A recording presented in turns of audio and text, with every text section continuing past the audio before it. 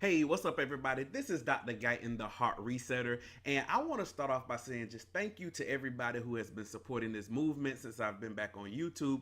Thank y'all. I got a lot of new subscribers, so shout out to everybody who subscribed to me now.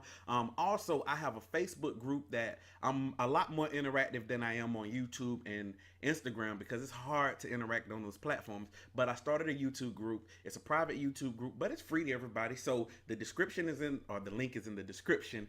So go check me out and join the conversation. We talk about dating. We talk about healthy relationships. We talk about overcoming heartbreak. And so it's just a community where we just bounce ideas off of each other. So please go join that. So let's talk about today's topic. This is a topic, honestly, I never thought I would talk about.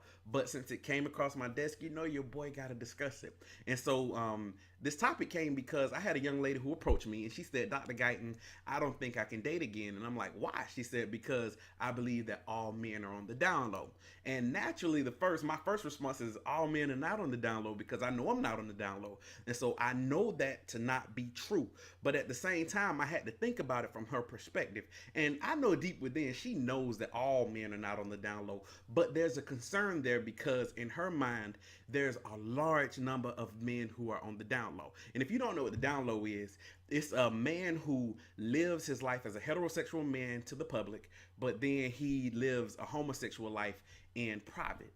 And so that's a valid concern because we know that it exists. And so the one thing that I threw back at her, I said, would you stop driving if you knew there was a risk that you would wreck? The same way she knows that there's a risk she can end up with a gun to down low.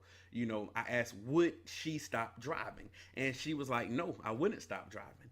And the truth is that when we go out and drive, we take precautions to make sure that we don't get into an accident. And so we'll put on, or if we get into an accident, that we protected ourselves. So we wear a seatbelt, you know, we try not to text and drive. I mean, I'm guilty every now and then, but we should not text and drive.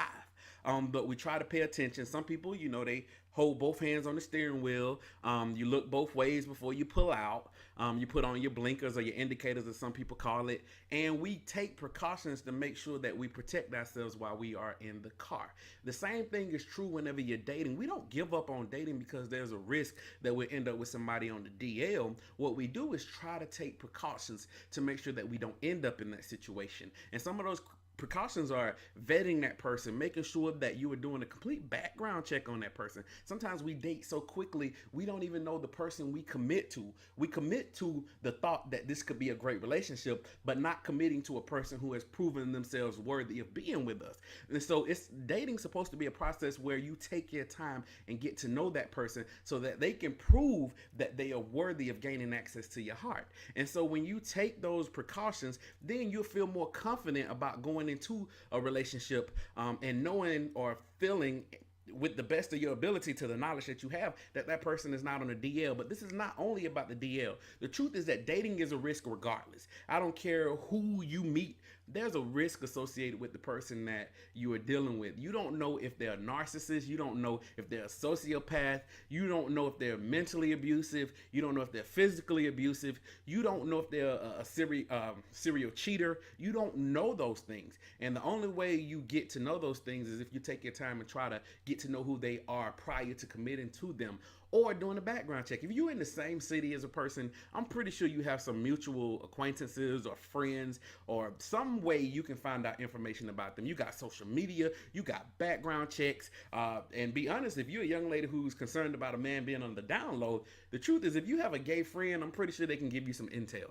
And so those are just steps you have to take to assure that you are ending up in a situation that is right for you. And the thing I want to say is that this lady has a valid concern, not in the sense that all men are on the DL. We know that's not true. But I have gay friends, and I know some of you may be like, "You're a straight man with gay friends." Yeah, I'm comfortable. I'm comfortable with who I am. They're still human. They're still good people. And so I do have gay friends, and I've asked that question about the down low. I said, is it really, pretty much as bad as people say it is? And a lot of my gay friends were like, yeah. It's a lot of guys on the DL. So it's a valid concern. I don't want to take away her concern. But what I don't want is her to give up on dating because I believe that everybody deserves love. I believe that everybody deserves a happy relationship.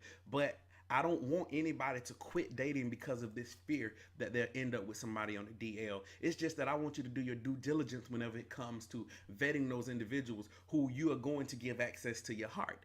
I believe that they need to work for it. I believe that they need to show themselves worthy through consistency and through action. And so when you take your time and you vet that person, you have a little bit more confidence that you are dealing with a person who has your best interests at heart, that you're dealing with a person who's revealing themselves to you fully. And so that's what I have for y'all today. This is about making sure that you slowly date, that you vet, and you take every precaution that you can to protect yourself and your heart. And so that's what I have. And so as always, thank y'all for the love, man. Thank y'all for the support. I am happy to be back. I've been back for a few months now, and so I hope y'all appreciate the videos. If you are not following me on Instagram, shame on you. I need you to follow me on Instagram at Dr. Guyton. If you're not subscribed to this channel, let's get it together. You gotta subscribe. You gotta subscribe. It's easy to subscribe. Check me out. But anyway, I want y'all to have a wonderful week. I want y'all to process this. I want y'all to have healthy love. I want y'all to have healthy dating. I want you to heal. And so that's what we're gonna do on this channel. So have a good one.